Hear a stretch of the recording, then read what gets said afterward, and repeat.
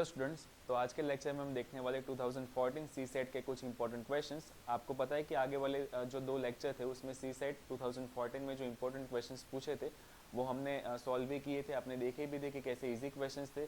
आज ही उसके बाद जो 2014 में इंपॉर्टेंट क्वेश्चंस थे उसकी बात करने वाले। तो आज का फर्स्ट क्वेश्चन, ये जो क्वेश्चन है वो चैप्टर का नाम है नॉन वर्बल रीजनिंग। अच्छा, आपको पता होगा कि रीजनिंग में बहुत सारे चैप्टर्स होते हैं एंड बहुत सारे चैप्टर्स में से रीजनिंग का एक पार्ट नॉन वर्बल रीजनिंग भी है, जिसमें कोई वर्ड्स नहीं होंगे बट ऐसे अलग अलग फिगर्स आपको गिवन होगी एंड वो फिगर्स में से नेक्स्ट फिगर कौन सी होगी, या तो ब्लैंक स्पेस में क्या होगा, एक्स की जगह पे क्या होगा, एटसेट्रा आपको आंसर्स देने होंगे। 2014 के पेपर में ऐसे बहुत सारे क्वेश्चंस थे, तो ट्राई करेंगे कि आज के इस लेक्चर में ऐसे ही जो नॉन वर्बल रीजनिंग के जो क्वेश्चंस थे 14 के पेपर में वो आज खत्म हो जाए। डन। तो ये आज का फर्स्ट क्वेश्चन। अच्छा, इसमें जो ये कंडीशंस लिखी है उसको अच्छे से पढ़ना होता है। पहले बोला है कि एग्जामिन द फॉलोइंग फिगर, एक फिगर आपको दी है एंड आपको बोला है कि which one of the following figures has the above figure embedded in it. Simple logic कि यहाँ पे आपको ये जो निशान दिख रहा था, ये जो ई लिखा हुआ था वो सेम टू सेम ये ए बी सी या डी ये चार में से किस में डिट्टो सेम टू सेम आपको दिख रहा है। डन। ऐसा एक सिंपल क्वेश्चन है। अब इसमें कोई लॉजिक लगाने की भी ज़रूरत नहीं है, इसमें कोई कैलकुलेशन भी नहीं होगा। सिंपल कि आप ऐसी फिगर एग्जैक्ट कौन से ऑप्शन में अच्छे से देख पाते हो। जैसे आप ऑप्शन ए की बात करोगे तो यहाँ पे ऐसे ई था, वो ई यहाँ पे बिल्कुल भी नहीं बन रहा है। बट अगर आप ऑप्शन सी देखोगे अच्छे से तो ऑप्शन सी में जो अपने पास क्वेश्चन में फिगर गिवन थी वो सेम टू सेम यहाँ पे बन जाएगी। देख लो, तो ऐसे टाइप के भी क्वेश्चंस होते हैं जो यूपीएससी में पूछ चुके। डन। ये अपना फर्स्ट क्वेश्चन था। चलते हैं सेकंड क्वेश्चन पे। कोई भी डाउट हो प्लीज कमेंट कर दीजिएगा। चलो second question, consider the following matrix. ये एक आपको एक मैट्रिक्स दिया हुआ है जिसमें बस खाली लास्ट में ये 8th नंबर का जो बॉक्स था वो ब्लैंक रखा हुआ था। आपको ये पूछा है कि ब्लैंक स्पेस में ए बी सी या डी ये चार में से कौन सा ऑप्शन होगा। अब एक चीज़ दिमाग में बिल्कुल फिट कर लेना कि जब भी ऐसा कोई भी क्वेश्चन आपको दिखे कि नेक्स्ट अब जो भी ब्लैंक स्पेस थी उसमें क्या होगा या तो ऑप्शन ई में क्या होगा, तब एक ही चीज़ दिमाग में रखना कि एक ही पॉसिबिलिटी या तो होगा क्लॉकवाइज या तो एंटी क्लॉकवाइज, और कुछ भी नहीं होगा। जो भी आपको बीच में एरो दिया हो या तो बॉल दिया हो, स्टार हो, और कुछ भी पॉसिबल है, स्क्वायर भी हो, बट एक चीज़ दिमाग में रखना, जो भी फिगर्स थी वो या तो एंटी क्लॉकवाइज रोटेट होगी या तो क्लॉकवाइज रोटेट होगी। उसके अलावा और कोई भी लॉजिक यहाँ पे होता नहीं है। बट सिंपल अगर इसका आंसर आप समझो तो यहाँ पे ये जो फर्स्ट एरो था उन सब की डायरेक्शन सेम टू सेम थी, अप डायरेक्शन। लास्ट में जो भी एरोज थे मतलब लास्ट वाली रो में उनके जो डायरेक्शन थे वो भी डाउन में ही थे। तो सिंपल लॉजिक, यहाँ पे मिडल में जो भी स्टार्टिंग वाले एरोज होंगे उन तीनों की डायरेक्शन सेम टू सेम होनी चाहिए। तो सबसे पहले जो एरो था वो कहाँ पे होगा, अप। अब अप का मतलब कि ऑप्शन ए पॉसिबल है, option B possible, option C possible है, बट ऑप्शन डी आपका आंसर नहीं बनेगा। अब जो सेकंड एरो था वो हर एक फिगर में आप अच्छे से नोटिस करो तो पहले यहाँ पे अप था, अप के बाद ये क्लॉकवाइज मूव हुआ मतलब राइट के साइड, राइट के साइड के बाद क्लॉकवाइज मूव हुआ नीचे की साइड। तो मतलब जो भी सेकंड वाला एरो था वो क्लॉकवाइज रोटेट हो रहा था। सेम एज लास्ट में आप देखो तो ये ऊपर, ऊपर के बाद 90 डिग्री राइट, उसके बाद 90 डिग्री डाउन। डन। तो लास्ट में यहाँ पे पहले अपना एरो नीचे था, उसके बाद लेफ्ट में आया। अब लेफ्ट के बाद अगर 90 डिग्री रोटेट होगा क्लॉकवाइज में तो वो भी ऊपर ही तो होगा। तो अपना आंसर क्या बनेगा, बी, कि दोनों ही एरो ऊपर की साइड होगी। डन। बहुत ही बेसिक क्वेश्चन है, बट ऐसे क्वेश्चंस एक दो अगर आपने देखे हो तो बाई चांस अगर आपके एग्जाम में पूछे तो आपको कुछ नया नया ना लगे। चलते third. Done. Consider the table given below in which the numbers bear certain relationship among themselves along the rows। मतलब ये जो रोज थी, रोज में एक रिलेशनशिप मेंटेन करी हुई थी। जो तीनों नंबर थे, तीनों नंबर में या तो प्लस होगा या तो माइनस होगा या तो कोई भी दो नंबर के अकॉर्डिंग थर्ड नंबर मिलता होगा। बट आपको पूछा है कि यहाँ पे जो x लिखा है ना, x की जगह पे क्या आएगा। बहुत ही बेसिक क्वेश्चन था, बट अगर आप इसको सॉल्व करने जाओ तो एकदम से अगर ये पैटर्न पकड़ में ना आई तो इसमें आप आराम से 10 मिनट भी सोचोगे तो भी आपको आंसर नहीं मिलेगा। अगर एक झटके में आंसर ना मिला तो 10 मिनट में भी नहीं मिलने वाला। बट एक सिंपल लॉजिक था यहाँ पे कि आपको पहले से बोला ही था कि जो पैटर्न थी वो पैटर्न किस में थी, पैटर्न थी रोज में, मतलब 29, 13 एंड 18। अगर आप इन तीनों का टोटल करोगे 29 प्लस 13 प्लस 18 कितना मिलेगा 60। Same to same 30 plus 27 plus 3 सबका आप टोटल करोगे कितना मिलेगा 60। तो इन शॉर्ट यहाँ पे भी टोटल 60 होना चाहिए। 33 प्लस 19 कितना होगा 33 प्लस 9 42 प्लस 10 52। अब 60 करने के लिए x की जगह पे क्या रखना पड़ेगा, सिंपल x की जगह पे आपको 8 रखना पड़ेगा। ये आपका आंसर ऑप्शन डी है। अच्छा क्वेश्चन। चलो question number 4, consider the following matrix which one empty block in the lower extreme corner. मतलब यहाँ पे जो ब्लैंक स्पेस थी, ब्लैंक बॉक्स था, उसमें से ए बी सी या डी ये चार में से आप क्या लिखोगे, देख लो अच्छे से। बाकी ये सारे के सारे क्वेश्चंस 2014 के पेपर के ही है। 2014 में नॉन वर्बल में से ज़्यादा क्वेश्चंस थे। देखो सिंपल, अगर आप इसका लॉजिक पकड़ोगे तो एक तो आपको दिख रहा था यहाँ पे सर्कल एंड एक आपके पास था ट्राइंगल। जो सर्कल था ना, सर्कल धीरे धीरे डिक्रीज हो रहे थे, मतलब 3 में से 2, सॉरी 4 में से 3, 3 में से 2, सेम टू सेम यहाँ पे 3 सर्कल थे, 3 के बाद 2, 2 के बाद 1, तो यहाँ पे 2 सर्कल थे, 2 के बाद 1, तो लास्ट में सर्कल में तो कुछ भी नहीं होना चाहिए। मतलब इन शॉर्ट यहाँ पे आपको ब्लैंक स्पेस मिलनी चाहिए सर्कल की जगह पे। अब सर्कल की जगह पे ब्लैंक स्पेस बस खाली ऑप्शन ए में ही थी, बाकी यहाँ पे सिंगल ट्रिपल ट्रिपल, तो ये तो आपके ऑप्शन पॉसिबल है ही नहीं। बट अगर फर्दर चेक करना हो तो आप ट्राइंगल चेक कर लो। जैसे ये जो ट्राइंगल्स थे वो इंक्रीज हो रहे थे, पहले 2, उसके बाद 3, उसके बाद 4, सेम एज यहाँ पे 1, फिर 2, फिर यहाँ पे 3, तो यहाँ पे 0 थे, यहाँ पे 1 मिला, तो आगे कितने ट्राइंगल होने चाहिए, 2 होने चाहिए, तो वो भी same to same option A में तो थे ही। तो इतने बेसिक क्वेश्चंस 14 के पेपर में थे। Clear, done. चलो नेक्स्ट। ऐसे क्वेश्चंस थोड़े अच्छे होते हैं एंड मे बी अगर इसका लॉजिक आपको पता ना हो तो ज़्यादातर बच्चे मतलब इस टाइप के क्वेश्चन को, रूट वाले क्वेश्चंस को स्किप कर देते हैं। समझना ये क्वेश्चन क्या होता है।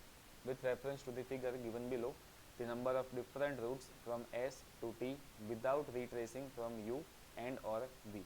इसका सिंपल लॉजिक, क्वेश्चन में आपको यही बोला है कि आपको जाना है एस से लेके टी तक, तो टोटल कितने रूट्स बनेंगे वो आपको बताना है। बट कंडीशन एक ही बोली है कि जैसे आप u से आगे बढ़ जाओ ना तो उसके अगेन ऐसे आप वापस u पे आ नहीं सकते। मतलब u एंड v रीट्रेस नहीं होना चाहिए, u एंड v रिपीट नहीं होना चाहिए। बाकी u एंड v पूरे रूट में एक बार मिले तो चलेगा। जैसे आप ऐसे भी रूट बना सकते हो, ये फर्स्ट, फिर ऐसे भी रूट बना सकते हो, ये सेकंड, फिर ऐसे भी रूट बना सकते हो, ये थर्ड, बट एक ही लाइन में u एंड v 2 बार नहीं आने चाहिए। तो ऐसे अलग अलग रूट आप थोड़ी बनाओगे, 3 रूट तो आपको यहीं से मिल गए, डन। तो 3 तो आपका आंसर होगा नहीं, 6 भी पॉसिबल नहीं, बहुत कम नंबर है। आप 9 एंड 18 में मे भी कन्फ्यूज हो गए, बट ऐसे कन्फ्यूज मत हो ना, ये क्वेश्चन कैसे टैकल करना है देख लो। जैसे अगर आपको एस से यू तक जाना हो, एस से लेके यू तक जाना हो तो आपके पास कितने ऑप्शंस थे, तो आप बोलोगे सर हमारे पास 3 ऑप्शन थे, सही है। अब आप यू तक पहुंच गए, u से v तक जाने के लिए आपके पास कितने ऑप्शन थे, u से v तक जाने के लिए आपके पास 2 ऑप्शन थे, तो आपने यहाँ पे 2 लिखा, डन। अब आप v तक पहुँच गए, अब v से t तक जाने के लिए आपके पास कितने ऑप्शन थे, तो v से t तक जाने के लिए आपके पास अगेन 3 ऑप्शन थे, तो आपने वापस यहाँ पे 3 लिखा, तो 3 2 ज़ा 6, 6 3 ज़ा 18। लो ये आपका सिंपल आंसर, समझे। बहुत ही बेसिक क्वेश्चन है, बस एक बार आपने देखे हुए होने चाहिए। करें आगे।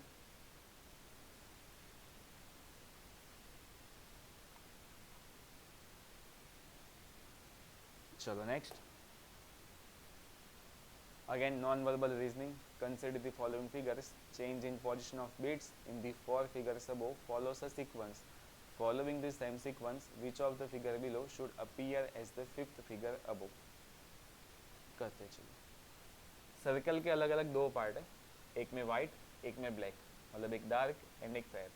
अब समझना कि ये जो डार्क वाला पार्ट था वो ये वाले सर्कल में, मतलब ये वाले अलग अलग जो सिस्टम था उसमें क्लॉकवाइज मूव हो रहा था, सही है, clockwise clockwise and clockwise. Same to same इसमें भी ये क्लॉकवाइज मूव हो रहा था। अब बात करें इसकी, तो इसमें ये एंटी क्लॉकवाइज मूव हो रहा है, एंड सेम इसमें भी ये एंटी क्लॉकवाइज मूव हो रहा है। बट आप क्लॉकवाइज एंटी क्लॉकवाइज में मे भी थोड़े बहुत कंफ्यूज हो गए, बिकॉज इसमें सर्कल था, सर्कल में देखने में थोड़ी बहुत दिक्कत हो सकती है। बट ऐसे समझो कि यहाँ पे जो फर्स्ट बीट था ना, फर्स्ट बीट में पहले लेफ्ट में डार्क था, उसके बाद राइट में, अब थर्ड में नीचे की तरफ डार्क एंड फोर्थ में ऊपर। तो अब जो भी डार्क सर्कल मिलेगा वो सर्कल के कौन से पार्ट में होना चाहिए, लेफ्ट पार्ट में होना चाहिए। ये अलग अलग दो ऑप्शंस थे। एंड अगर आप अच्छे से ये क्वेश्चन को देखोगे ना, तो हर एक में ऐसी ही कंडीशन बनती है। तो फर्स्ट फिगर जो भी थी ना आपके पास, वही आपका सेम टू सेम आंसर होगा। अब देख लो, first figure same to same repeat कहाँ पे हो रही है, बी में रिपीट हो रही है, वही आपका आंसर है। मतलब जिस तरीके से आपने फर्स्ट बीट में चेक किया, सेम टू सेम वही चेकिंग आपको सारे के सारे बीट्स में करनी पड़ेगी। क्लियर? चलो नेक्स्ट।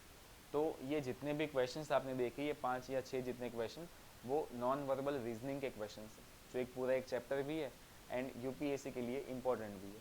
अब उसके बाद चलते अपने वर्ड प्रॉब्लम से, अलग अलग क्वेश्चन जो अलग अलग चैप्टर्स में से पूछते हैं। उसमें से एक क्वेश्चन 2014 में पूछा था, a bell rings every 18 minute, a second bell rings every 24 minutes, a third bell rings every 32 minutes if all the three bells ring at the same time at 8 o'clock in the morning, at what time will they all ring together। मतलब ये सारी की सारी जो rings थी ना, सारी की सारी जो बेल थी, वो भी एक साथ में कब रिंग होगी वो आपको बताना है। तो सिंपल आपको पता है कि ये कौन से चैप्टर का क्वेश्चन है, ये एलसीएम का क्वेश्चन है। अलग अलग 3 नंबर्स आपको दिए थे, 18, 24 एंड 32। इन तीनों का आपको एलसीएम निकालना है। निकाल लो इन तीनों का एलसीएम। अगर मान लो कि इन तीनों का एलसीएम आप विदाउट पेन एंड पेपर नहीं निकाल सकते, तो बेसिक से ही निकालो। अगर आपको बेसिक ना बताओ तो एक बार देख लो, यहाँ पे मैं दिखाता हूँ आपको। आप 18 के प्राइम फैक्टराइजेशन करोगे तो 2 2 ज़ा 4, सॉरी 2 3 ज़ा 6, 6 3 ज़ा 18। 24 की जगह पे क्या लिखोगे, 2 2 ज़ा 4, 4 2 ज़ा 8, 8 3 ज़ा 24। 32 की जगह पे 2⁵5। अब जो नंबर सब में कॉमन हो, तीनों में कॉमन हो, वो आप एक बार लिखोगे। तीनों में कॉमन क्या था, तीनों में कॉमन बस खाली ये दो ही था, वो लिखा एक बार। अब तीनों में कॉमन कुछ नहीं बचा, बट कोई दो में कुछ कॉमन हो तो वो भी एक बार लिखना है। कोई दो में कॉमन क्या है, ये 2 टाइम्स 2, तो वो भी आपने लिखा एक बार। अब अगेन कोई दो में कॉमन दो तो बचा नहीं, बट यहाँ पे 3 था, जो कोई दो में भी कॉमन था। डन। अब कुछ कॉमन बचा ही नहीं, तो जो भी नंबर बचे वो भी आपको एज इट इज़ लिखने पड़ेगे। तो फर्स्ट में से बचा 3, सेकंड में कुछ भी नहीं बचा, एंड थर्ड में ये 2 टाइम्स 2, तो 2 इंटू 2 इंटू 2 इंटू 3, ये सही है। अब उसके बाद 3 इंटू 2 इंटू 2, सही है ना। मतलब ये दो तो यहाँ से मिला, ये 2 एंड 2 3, 3 2 2, सही है। 2 2 ज़ा 4, 4 2 ज़ा 8, 8 3 ज़ा 24, 24 3 ज़ा 72, 72 का डबल कितना होगा, 144, एंड 144 इंटू 2 कितना होगा, 288। अब 288 मिनट्स आपका आंसर होगा। मतलब कि सेम जो आपको यहाँ पे दिया था टाइम 8 ओ क्लॉक, 8 ओ क्लॉक के बाद अगर आप 288 मिनट ऐड करोगे तो आपका आंसर मिल जाएगा। बट 288 के अकॉर्डिंग लास्ट में 8 मिनट्स हो, वैसा अपने पास एक ही ऑप्शन है, 1248। बाकी अगर प्रॉपर चेक करना हो तो चेक कर लो। 288 का मतलब क्या होगा, 4 आवर्स, मतलब 6 इंटू 240 ख़त्म, प्लस कितना हो जाएगा, प्लस हो जाएगा यहाँ पे 240 के बाद 48 मिनट, तो 8 ओ क्लॉक प्लस 4, 12 एंड 48, सही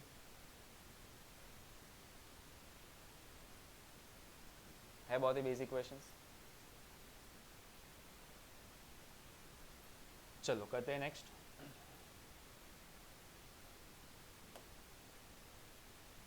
A and B decide to travel from place X to place Y by bus. A has rupees 10 with him and he finds that it is 80% of the bus fare for two persons.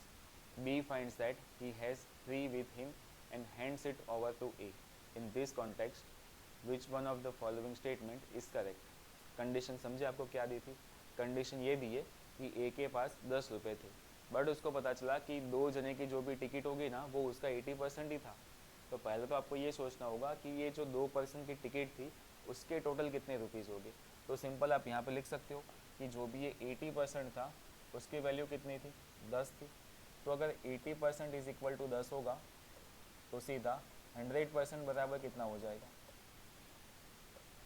तो अब simple आप cross multiplication कर लो, 100 into 10 divide by 80, यही करना है ना। देखो यहाँ पे आप 0 से 0 कट करोगे, उसके बाद 8 से 100 को कट करो, कितना मिलेगा आपको 12.5, बिकॉज 100 का आधा करोगे तो 50, 50 का हाफ 25, 25 का भी हाफ करोगे तो 12.5 आपको मिल जाएगा। मतलब इन शॉर्ट 12.5 रुपीज़ नीडेड थे, 12.5 रुपीज़ आपको चाहिए थे, बट ए के पास कितने थे, 10 ही थे। अब उसके बाद बी के पास जो भी 3 रुपये थे ना वो उसने ए को दिए, तो कितने हो गए 13 हुए। 13 का मतलब कि टिकट तो आ जाएगी, टिकट तो इसमें से मिल ही जाएगी, बट बचेगा कितना 0.50, मतलब कि 50 पैसे बचेगी। तो अब देख लो ऑप्शन कौन सा है। Option A, now the money A has is just enough two by 2 tickets, नहीं वो थोड़ी ज़्यादा ही थी। ए still needs 2 for buying the tickets, ये भी गलत है। Third, after buying the 2 tickets A will be left with 50 पैसे, ये सही है कि दोनों टिकट परचेस करने के बाद ए के पास अभी भी 50 पैसे बचेंगे। सही है ऑप्शन सी। क्लियर। चलो next. As per agreement with a bank, a businessman had to refund a loan in some equal installments without interest. After paying 18 installments, he found that 60% of his loan was refunded. How many installments were there in the agreement? अब इससे easy question UPSC कभी पूछ नहीं सकता। Simple आपको बोला है कि 18 इंस्टॉलमेंट पे करने के बाद टोटल जो लोन थी वो कितने परसेंट पे हुई, 60%। तो सिंपल आप ये लिख सकते हो कि 60% लोन पे करने के लिए 18 इंस्टॉलमेंट लगे। तो अगर आपको पूरे की पूरी लोन पे करनी हो तो टोटल कितने इंस्टॉलमेंट जाएगी, 100 इंटू 18 डिवाइड बाई 60, 0 से 0 कट, 6 इंटू 3 18, आंसर क्या होगा 30 इंस्टॉलमेंट्स। डन।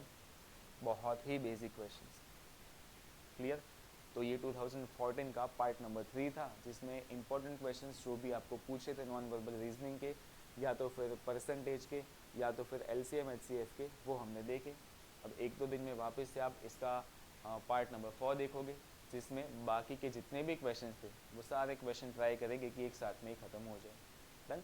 मिलते हैं next time. Thank you class.